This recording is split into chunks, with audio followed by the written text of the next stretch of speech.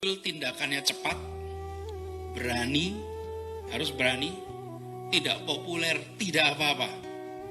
Karena yang nomor satu adalah soal keselamatan. Saya kalau ditanya apa 3 prioritas utama, saya katakan nomor 1, keselamatan. Nomor 2, keselamatan. Nomor 3, keselamatan. Itu 3 prioritas utama kita. Tidak ada yang lain. Dan saya minta kepada semua untuk merujuk kepada pengalaman kota-kota lain yang pernah mengalami, sehingga tidak perlu kita melakukan reinventing the wheel. Jakarta bukan kota pertama hadapi, tetangga kita Singapura merasakan, di utaranya Jepang ada merasakan, Tiongkok merasakan, Korea merasakan. Ambil cara-cara mereka, belajar cara-cara mereka. Ini ironis buat kita Bapak Ibu. Bagaimana dalam 2 minggu Singapura 2 bulan jumlah meninggalnya 0. Ini karena kita nggak bertindak cepat dari kemarin-kemarin. Ya sudah, sekarang yang lewat sudah lewat. Kita nggak usah nyalah-nyalahkan satu sama lain. Tapi kita dalam posisi nggak bisa lambat di sini. Jadi saya minta dalam semua rencana, Bapak Ibu, dengarkan pendapat teman-teman yang expert di bidang medis. Mereka yang tahu persis nih, seperti ini. Jangan tanya yang bidang lain. Karena ini adalah, kalau pertempuran tanyanya pada infanterinya nih, yang perang nih. Yang perang paling depan siapa? Tenaga medis. Mereka ceritakan langkahnya apa, tindakannya baik kita lakukan. Jadi untuk populasi secara umum, saya selalu sampaikan social distancing, menjaga jarak. Ruang rapat ini saja sudah dibuat berjarak. Lalu yang kedua, Pak, yang sangat mendasar sekali adalah menyadarkan tokoh-tokoh masyarakat bahwa semua kegiatan yang sifatnya mengumpulkan orang dihentikan. Meskipun kegiatannya mulia, pengajian itu kurang mulia apa coba? Peribadatan kurang mulia apa? Tapi pada saat ini itu cut off, potong. Nah, Ibu sekalian, perlu ada kampanye masif. Tadi malam saya juga sampaikan pada Karotapum, keliling semuanya, seluruh. Dan yang penting kemarin sampaikan, bukan ada yang mengusulkan bagus, bukan penyelenggaranya yang penyelenggaranya saja yang meniadakan, tapi tokoh-tokoh masyarakatnya bilang saya tidak mau diundang, titik. Penceramahnya bilang saya tidak mau.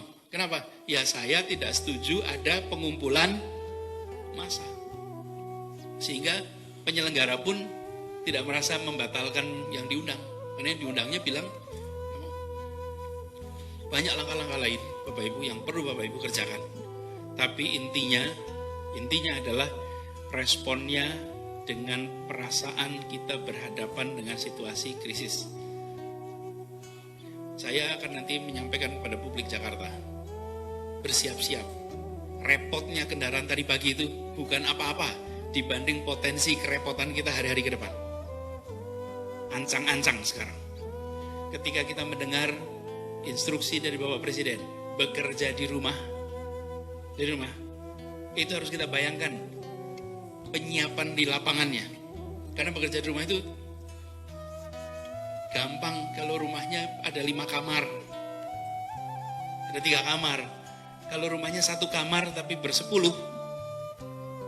bekerja di rumah itu rumit. Kita akan merasakan itu nanti. Pangan, kebutuhan pangan harus kita siapkan. Jadi ini contoh, Bapak Ibu terjemahkan. Ada 3 urusan yang menurut saya penting untuk ditangani oleh tim tanggap. 1, kesehatan. Siapkan betul bagaimana kita bisa mendukung seluruh aparatur medis kita. Yang kedua adalah pasokan pangan. Bagaimana pasokan pangan itu bisa menjangkau rumah tangga, bukan pasokan pangan sampai ke pasar. Kalau kondisi normal, pasokan pangan sampai ke pasar induk. Kalau sekarang sampai ke rumah tangga. Saat isolasi, bagaimana pangan bisa sampai di setiap rumah yang diisolasi. Yang ketiga, pergerakan penduduk, mobilitas penduduk. Bagaimana mobilitas penduduk diatur di kita? Siapa boleh bergerak kemana, siapa tidak boleh bergerak. Siapa tinggal, siapa tidak.